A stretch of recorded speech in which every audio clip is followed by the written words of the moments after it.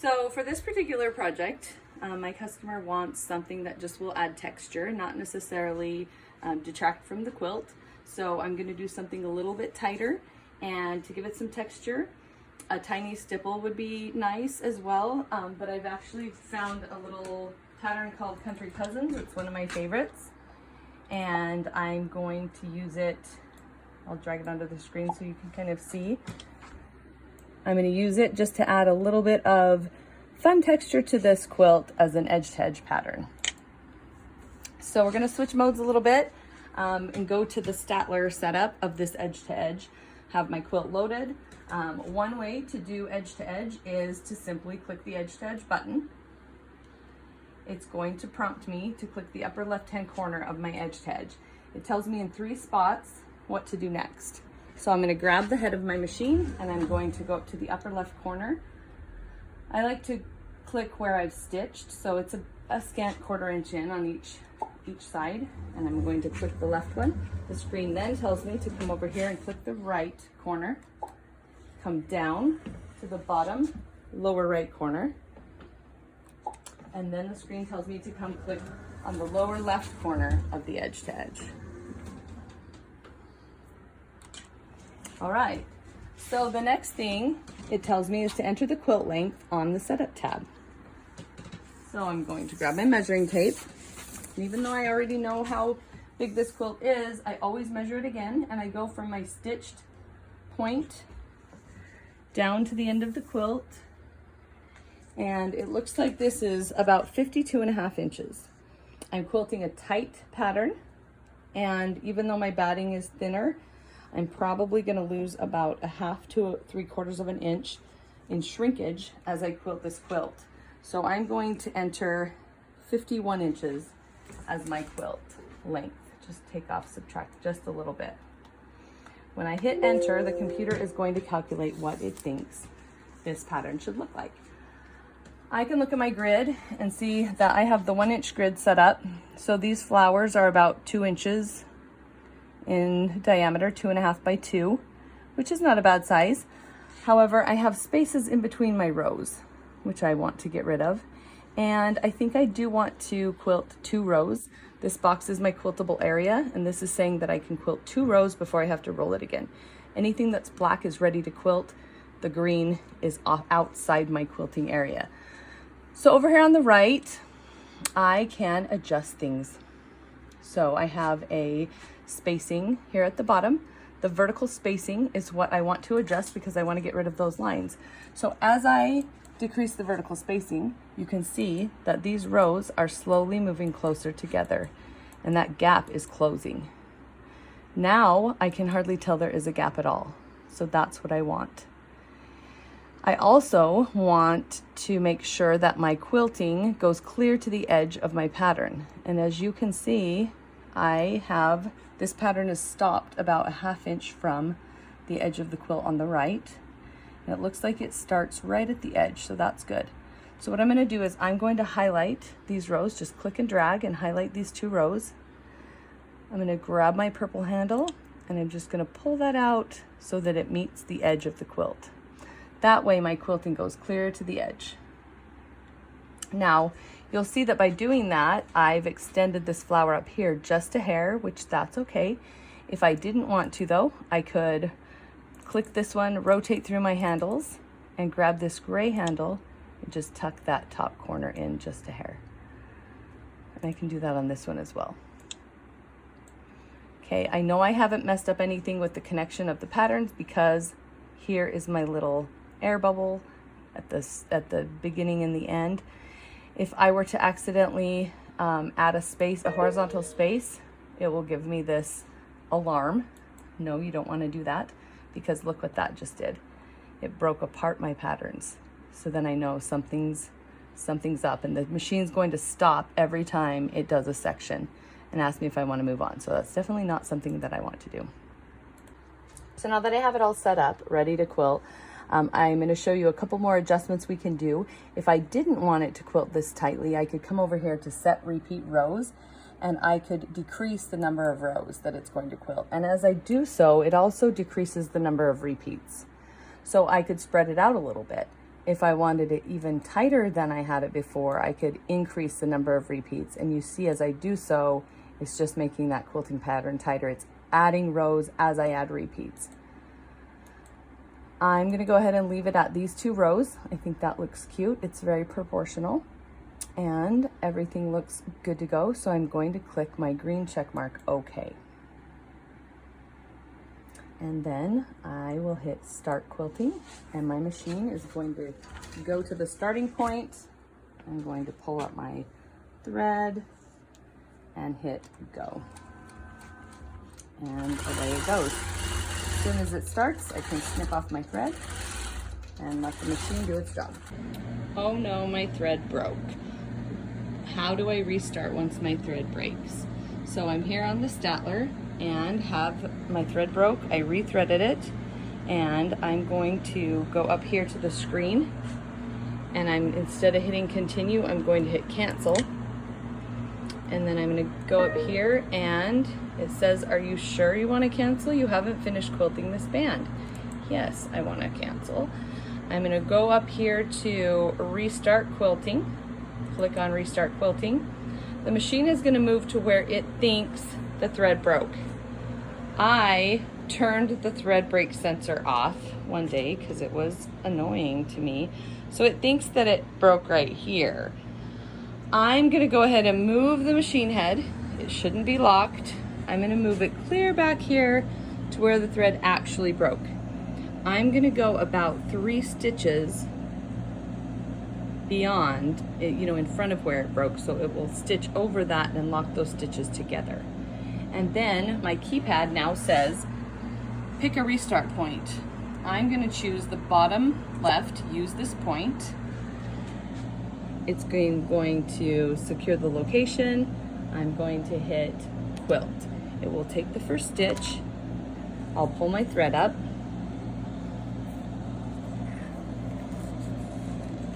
Tricky one-handed. I lost my camera, girl. And then I like to hold on to those threads with my left hand when I push the start button, and it will just lock the stitches for me. Then I can snip them off right at the base here once my machine passes this point. Now we are going to set up that exact edge to edge using the Elevate. So I first am going to click on pattern, then edge to edge. It's going to first ask me the length of the quilt, so I'm going to put in my 51 inches, check mark. Now it's going to have me mark out a boundary. So I'm going to go to the top left corner of the quilt, add point, pull the machine head over to the top right corner of the quilt, and touch add point.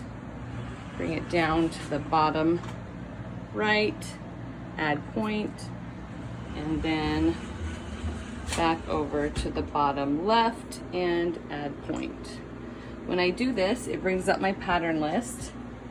If I didn't have Country Cousins right there, I could press the search and type in country and then push this little magnifying glass and it would come up with all of the patterns that have country in them. I can then select my Country Cousins. It says, is this the pattern you want? I push the orange check mark. Yes, it is. And it calculates the pattern. Now I still have that space in between the rows. That is characteristic of the pattern I chose and just how the designer designed it.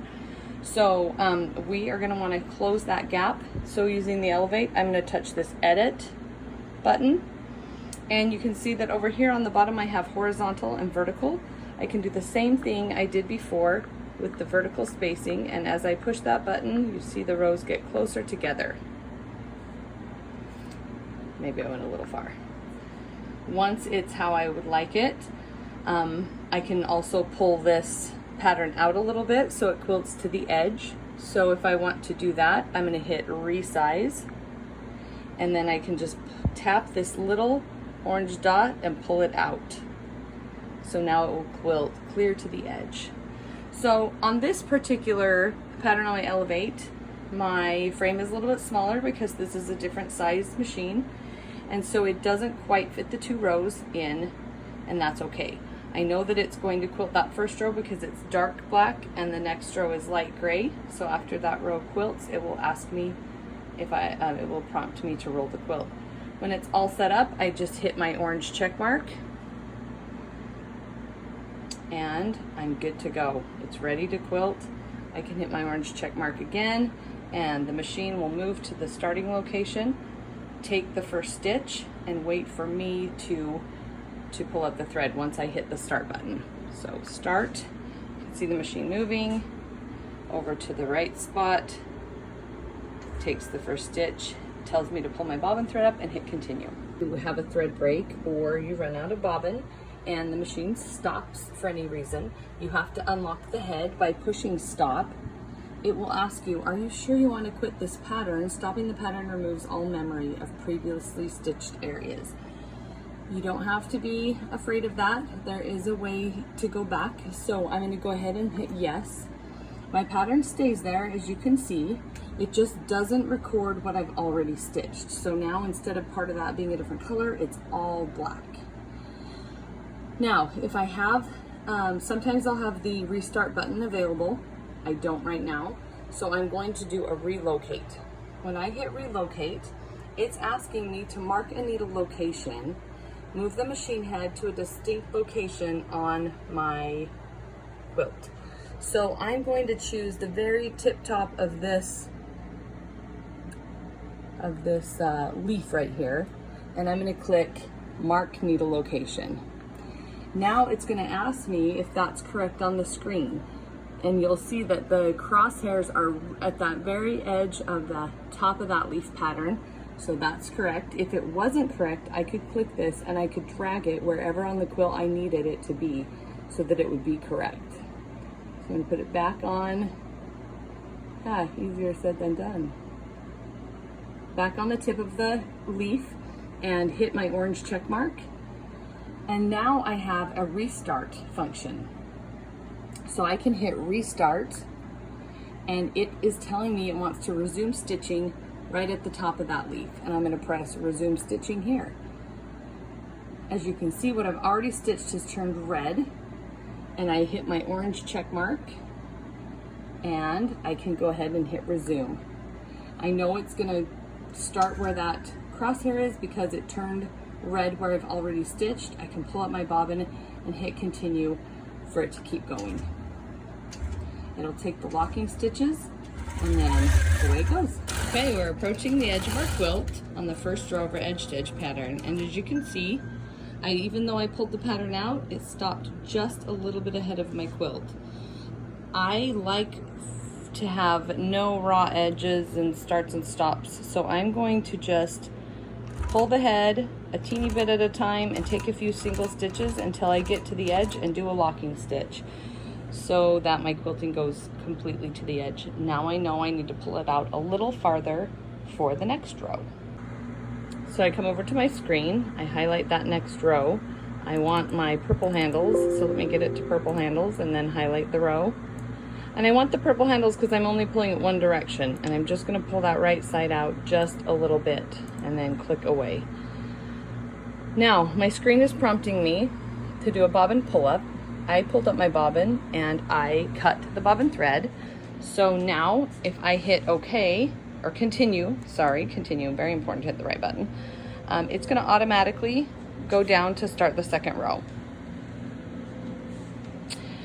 I'm going to go ahead and let it quilt the second row, and then I will show you how to roll the quilt. Okay, we are approaching the end of our second row.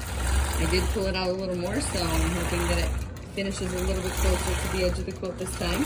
We'll see. Well, look at that. All right, so I'm going to go ahead and pull up my bobbin thread, again hooking this thread around my finger, pulling the machine back, taking a single stitch, and then pushing the machine away will bring up the bobbin thread. It's hard to see because it's white, and then you can snip it off at the very bottom. Okay, so now that it's stitched the first two rows, you'll see those rows are red. The next rows are green. There's nothing black here, so there's nothing that's stitchable because we're ready to roll our quilt. We're going to go ahead and click continue either on the screen or on your machine head. And you'll see that there's nothing really eventful that happens on the screen. This box changes, but it's really waiting for us to tell it what we're going to do next. So we're gonna manually advance the quilt, and then we're going to let the computer know we rolled it by clicking roll quilt. So first, let's manually advance the quilt. I'm going to try to do this while I film, so we'll see how that goes. First, I'm going to unhook my side clamps, take my pointy scissors off, and I like to move the head up to the top in the middle. And I like to put it kind of all the way up here because that gives me a good indication as I roll of where to stop. I want to stop, if this pattern nests inside, I kind of want to stop maybe up here where if it nested, it could still quilt. Because if I stop here and then it tries to quilt this and it's rolled, it's going to hit that bar and I'm going to get an obstacle error. So I'm going to come down here to the edge of the table, and I like to rest my leg against this bar, which is the backing bar. Just put my knee against it, lean on it a little bit, unlock the brake, and start rolling. Oh, I actually have to unlock this brake down here before I roll it. So with my knee on the backing bar, I'm going to start rolling. And you can see that my knee provides enough resistance that it doesn't just fly away. And I'm going to stop when I still have a couple inches of quilting, put this brake back on, and I will go check it out. So I've stopped here where I know that the machine can still reach up in those areas. I could probably roll it a little farther, but I don't really want to risk it. I know that's pretty safe. And now I can straighten my batting. I also like to make it a habit of looking underneath the batting. There's no, big black strings. When I have a light backing, I like to just kind of check that. You can lift the quilt top and check underneath here for any pieces of dark lint. Oh, look, here's a big piece of navy thread. We'll just get rid of that.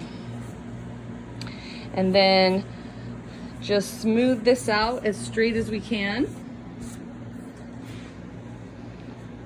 And the other thing I like to do when I put these side clamps back on, it's very, very important to check underneath the quilt every single time you roll it. Because if you get a buckle in your backing, and I really like to clip these to both the batting and the back because it provides a little bit of stability so it doesn't just stretch the backing. But when you look underneath, if you have a wrinkle under there and it quilts that wrinkle and makes a tuck, you're in trouble. So definitely always make it a habit. Once when you get it rolled, give this a tug to make sure there's not any loose fabric underneath. And then as you clamp it on, just take a little peek underneath and make sure that you have no wrinkles. So then I clicked hand guided on my Statler and I stitched down both sides of the quilt. Before I did that though, I wanted to make sure that the quilt was nice and straight along my bar. I like to pick a seam that I can kind of eyeball and judge that this is straight across. If I had borders that were put on maybe a little larger than the middle and they have some waves to them, it's common to try to tug those waves out and you'll get a little bit of a descend on your lines as you quilt down, and you don't want that because then at the end you're going to have all this fullness in the corners that you're going to have to work in. So if you do have fullness in the borders, it's much better to keep this line straight and take that fullness and just work it up in here and distribute it among the borders. So even if it looks really wavy, you can work it in as you go rather than push it all down to the end, if that makes sense. So now I'm ready to do this next section, and my machine is just waiting for me to tell it what to do. So I'm going to turn off my hand guided right here, and as I do that, all of my choices up here go from gray to colorful so I can select them. And I'm going to go ahead and click roll quilt, telling the computer that I just rolled the quilt. It's asking me, have you rolled your quilt and positioned your needle at the last sewn pattern's endpoint? So I'm going to come and bring my machine down here to the very last point that it's stitched. And this is my threads I need to snip from sewing the side down. Once my needle is over that point, I'm going to hit OK. And when I do that, my screen changes and the next section becomes black and ready to quilt. And you can see that now I can do 2 more rows. I want you to notice here, this little leaf goes above my quiltable space. That is why it's so important to leave this extra space right here and not roll it clear down to here, because it's going to go above my quiltable space and quilt inside here, and I don't want it to hit that bar. So once again, I'm going to highlight the 2 rows that will be quilting and pull those out just a little bit so they end at the edge of the quilt, and I'm going to pull this side out just a hair, just in case I have some shrinkage, so that they both meet my boundary and I know that they'll quilt out nicely. When I click away, it saves that automatically, and then I can just go up here to the top and hit start quilting. The machine then goes to the appropriate spot, takes the first stitch, waits for me to pull up my bobbin and hit continue, and away it goes. When we get to the last row, I like to stitch down from the left to the bottom of the quilt and then across the bottom and up the right hand side. And as you can see, I like to apply a little bit of counter pressure behind the needle as it stitches along to kind of straighten these out. And then I'll go right up and meet where my stitches were before. And I'll go ahead and cut my thread, pull the bobbin up and cut the thread. And this very last time when I roll the machine, when I tell the machine I'm going to roll the quilt, it's going to ask me a couple different questions. So when I hit roll quilt, it's going to ask me if my needle is at the last sewn point, which I'm going to put it there now and hit yes. And then the machine is going to ask me to mark the end of the E-to-E quilt. So I am going to bring my machine down to the bottom right corner of my quilt and hit OK, and then slide all the way over to the bottom left corner and hit OK. And what that's going to do is draw a line on my screen where the bottom of my quilt is. When I click stop, I'm then able to adjust this last row however I need to, which I'm just going to pull it down just a hair because I don't need it to quilt beyond. Pull it out just a hair, and then I know where the bottom of my quilt is and I'm able to make it fit perfectly.